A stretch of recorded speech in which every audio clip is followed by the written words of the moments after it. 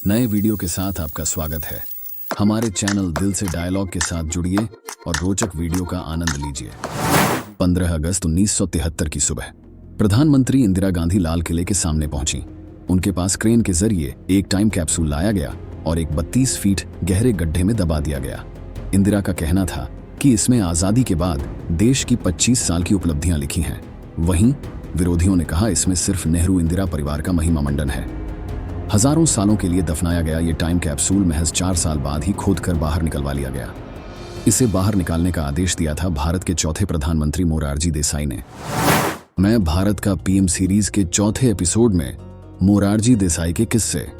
2 बार मात खाने के बाद आखिरकार वो प्रधानमंत्री की कुर्सी तक कैसे पहुंचे। आपातकाल के बाद इंदिरा की हार, पीएम के लिए एक अनार 100 बीमार। करीब 2 साल के आपातकाल के बाद पीएम इंदिरा गांधी ने 1977 में आम चुनाव कराए। इंदिरा को सत्ता से हटाने के लिए जल्दबाजी में एक हुए विपक्षी नेताओं वाले जनता पार्टी गठबंधन को कुल 345 सीटें मिली थीं। देश में पहली बार गैर कांग्रेसी सरकार बनने जा रही थी। ये एक सामूहिक जीत थी। हर पार्टी का नेता प्रधानमंत्री बनना चाहता था। हालात एक अनार 100 बीमार जैसी हो गई थी। पीएम पद के लिए मुख्य रूप से मोरारजी देसाई, बाबू जगजीवन राम, चौधरी चरण सिंह और चंद्रशेखर ने दावा किया था। मोरारजी देसाई तीसरी बार पीएम बनने का ख्वाब देख रहे थे। उन्होंने नेहरू और शास्त्री के निधन के बाद भी दावा किया था, लेकिन हर बार कांग्रेस सिंडिकेट के हाथों उनकी हार हुई थी। जनता पार्टी में भले ही सिंडिकेट नहीं था, लेकिन वहां से टूटकर आए नेता जरूर थे। तत्कालीन भारतीय जनसंघ गुट को जनता गठबंधन में 345 में से 102 सांसद मिले थे, लेकिन उसने प्रधानमंत्री पद के लिए दावा नहीं किया। राष्ट्रीय स्वयंसेवक संघ ने वेट एंड वॉच की रणनीति अपनाई थी। कांग्रेस फॉर डेमोक्रेसी ने केवल 28 सीटें जीती थीं। जगजीवन राम को भारतीय जनसंघ के 102 सांसदों के साथ सोशलिस्ट ब्लॉक के 35 सांसदों का समर्थन था। जगजीवन राम का कहना था कि जब उन्होंने इंदिरा सरकार से इस्तीफा दिया तो कांग्रेस हारी है, यही कारण है कि उन्हें मौका दिया जाना चाहिए। जगजीवन राम ने अटल बिहारी वाजपेयी से वादा किया कि यदि वो उन्हें समर्थन देंगे तो जगजीवन राम वाजपेयी को उप प्रधानमंत्री बना देंगे। सभी नेता पीएम बनने के लिए अपने अपने तरीके अपना रहे थे। चरण सिंह ने कहा कि जनता गठबंधन की राजनीति पूरी तरह से उनके दिमाग की उपज है। उत्तर भारत में जनता पार्टी को क्लीन स्वीप उनकी वजह से मिला है, इसीलिए उन्हें प्रधानमंत्री होना चाहिए। जगजीवन राम ने कहा कि प्रधानमंत्री पद के लिए खुला चुनाव होना चाहिए। जिसके पास ज्यादा सांसद होंगे वो प्रधानमंत्री बन जाएगा। सर्वोदय गांधीवादियों की टीम ने जगजीवन राम को समझाया कि यदि प्रधानमंत्री पद के लिए आंतरिक चुनाव हुआ तो जनता पार्टी गठबंधन में दरार आ जाएगी और ये टूट जाएगा। समय समाप्त हो रहा था क्योंकि 24 मार्च 1977 तक नई सरकार का गठन होना था। 23 मार्च की शाम को के.एस. राधाकृष्ण ने मीडिया को बताया कि कोई आंतरिक चुनाव नहीं होगा। आचार्य जे.बी. कृपलानी और जेपी नए प्रधानमंत्री और कैबिनेट का ऐलान करेंगे। जगजीवन राम, जिन्हें अपना समर्थक मान रहे थे, वे रातों रात मोरारजी के समर्थन में हो गए थे। इस तरह से बाबू जगजीवन राम, चौधरी चरण सिंह और चंद्रशेखर को मात देकर मोरारजी देसाई प्रधानमंत्री बने। गांधीवादी उसूलों के कारण मोरारजी देसाई की छवि एक अड़ियल प्रधानमंत्री की थी। उन्हें लेकर रॉ के अफसर सरतक रहते थे। बी रमन अपनी किताब काउ बॉयज ऑफ रॉ में लिखते हैं, मोरारजी देसाई यूके और फ्रांस की यात्रा पर आए थे। लंदन में उन्होंने रॉ के स्टेशन चीफ से उनके काम के बारे में पूछा। रॉ ऑफिसर ने एक रिटर्न डिटेल नोट बनाया ताकि वो यूके में रॉ के काम के बारे में जान सकें। मोरारजी ने वो नोट अपनी जेब में रख लिया और कहा, मैं इसे वापसी की फ्लाइट के दौरान विमान में बैठकर देखूंगा। तब ऑफिसर ने कहा कि सर, इसे देखकर तुरंत वापस कीजिए। इस नोट में बेहद सेंसिटिव जानकारी है, आप ऐसा नहीं कर सकते। मोरारजी ने नाराजगी दिखाते हुए कहा, मैं बंबई प्रांत का मुख्यमंत्री रह चुका हूं, दिल्ली में कई सालों तक केंद्रीय मंत्री रहा हूं, तुमसे ज्यादा अच्छे से जानता हूं, मुझे सिक्योरिटी के बारे में मत सिखाओ। अफसर अडिग रहा कि उसे वो नोट वापस चाहिए।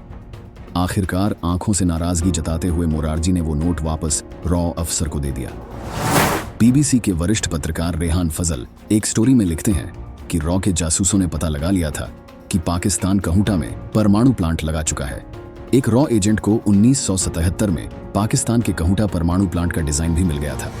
वो उसे $10,000 में भारत को देना चाहता था।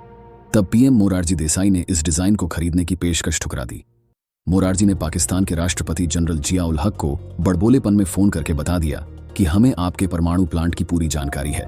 बताया जाता है कि इसके बाद जिया उल हक ने न सिर्फ उस रॉ एजेंट को पकड़ ढा, बल्कि पाकिस्तान में मौजूद कई रॉ एजेंट्स को अपनी जान गंवानी पड़ी थी। जब इंटरनेशनल मीडिया से कहा, मैं अपना मूत्र पीता हूं, मोरारजी देसाई ने स्वमूत्र आंदोलन चलाया था। इसका मतलब था कि वे अपना मूत्र पीते थे। उनका दावा था कि इसे पीने से वे बेहद सेहतमंद हैं। जून 1978 में मोरारजी अमेरिका यात्रा पर पीएम के तौर पर गए थे। यात्रा के दौरान अमेरिका के वीकली न्यूज़पेपर 60 मिनट्स के पत्रकार डैन राथर ने एक इंटरव्यू लिया था। राथर ने पूछा कि आप 82 की उम्र में भी इतना सेहतमंद कैसे रहते हैं। तब मोरारजी ने कहा था कि वे फलों और सब्जियों के रस, ताज़ा और प्राकृतिक दूध, सादा दही, शहद, कच्चे मेवे, 5 लौंग लेता है। इसके बाद उन्होंने बताया कि वे रोज करीब 100 मिलीलीटर अपना ही मूत्र पीते हैं। ये सुनते ही रिपोर्टर ने कहा, यक, क्या आप अपना मूत्र पीते हैं? यह सबसे गंदी बात है जो मैंने आज तक नहीं सुनी। मोरारजी ने कोई रिएक्शन नहीं दिया, बल्कि उन्होंने कहा कि खुद का मूत्र पीना एक नेचर थेरेपी है। उन्होंने तर्क दिया कि यदि आप जानवरों को देखेंगे तो वे भी खुद का मूत्र पीते हैं और सेहतमंद रहते हैं। हिंदू दर्शन में गाय के मूत्र को पवित्र माना गया है और हर अनुष्ठान में इसका प्रयोग किया जाता है। लोगों को इसे अवश्य पीना चाहिए। उन्होंने कहा कि अमेरिकी वैज्ञानिक दिल की समस्याओं के लिए मूत्र अर्क तैयार करें। आप दूसरों का मूत्र पी रहे हैं, अपना नहीं। आपके वैज्ञानिकों के मूत्र अर्क की लागत हजारों डॉलर है, जबकि खुद का मूत्र मुफ्त है। जब ये साक्षात्कार छपा तो पूरी दुनिया में इसकी चर्चा हुई। 1978 में मोरारजी देसाई लंदन के बाद फ्रांस यात्रा पर पेरिस पहुंचे। वे भारतीय राजदूत आर.डी. साठे के घर पर ही रुके थे। पूर्व कैबिनेट सेक्रेटरी बी रमन अपनी किताब काउ बॉयज ऑफ रॉ में लिखते हैं, जब मोरारजी देसाई दिल्ली लौट गए तो मैं साठे के घर गया था। मेरी अवभगत में उनका नौकर हमें ड्रिंक्स सर्व कर रहा था।